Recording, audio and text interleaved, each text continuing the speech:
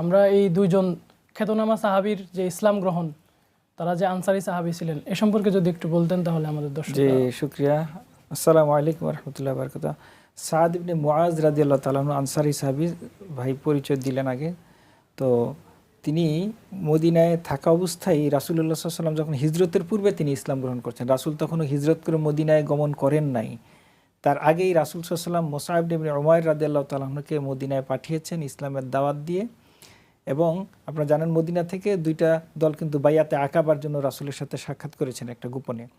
তো মুসআব ইবনে উমাইর রাদিয়াল্লাহু তাআলা আনহুর আহ্বানে সাদ ইবনে মুআজ রাদিয়াল্লাহু তাআলা ইসলাম গ্রহণ করেন এবং তিনি বনি আশহাল গোত্রের ছিলেন। এবং তিনি ইসলাম গ্রহণ করার পরে তিনি ঘোষণা দিলেন যে আমার গোত্রের লোকেরা যারা যারা ইসলাম গ্রহণ করবে না, কারোর সাথে আমি সম্পর্ক রাখবো না। এর ফলে দেখা যাচ্ছে তার যে গোত্রের বনি আশহাল গোত্রের সকল লোক একদিনে ইসলাম গ্রহণ করে ফেললেন, যেটা আবু সাইদ স্যার বললেন যে তাদের আহ্বানে মদিনার মানুষ যে ইসলাম গ্রহণ করেছে, এটা অন্যতম একটা দৃঢ়তা এবং ওনার যে ইমানের একটা মানে মজবুতি এবং ইমানের প্রতি যে তার যে একটা মানে আহ্বান, যে উনি প্রচণ্ডভাবে এটাতে মানুষকে আহ্বান করেছেন এবং তিনি দৃঢ় ছিলেন যে আমার সাথে সবার সম্পর্ক রাখতে গেলে ইসলাম গ্রহণ করতে হবে। এর ফলে দেখা গেলো সাদ ইবনে মুআজ রাদিয়াল্লাহু তাআলার যে গোত্র, তারা সবাই ইসলাম গ্রহণ করলেন।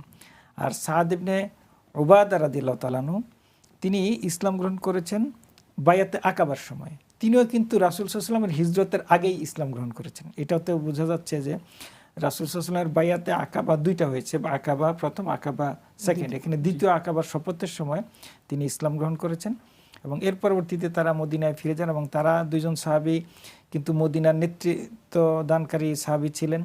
এবং রাসূল সাল্লাল্লাহু আলাইহি ওয়াসাল্লামের হিজরত করার পরে যে আগমন করবেন এবং এটার যে প্রস্তুতি, তাদের নিরাপত্তা এবং এখানে ইসলামের একটা সুন্দর পরিবেশ তৈরি করা, প্রত্যেকটা ক্ষেত্রেই এই দুইজন সাহাবীর অন্যতম ভূমিকা ছিল।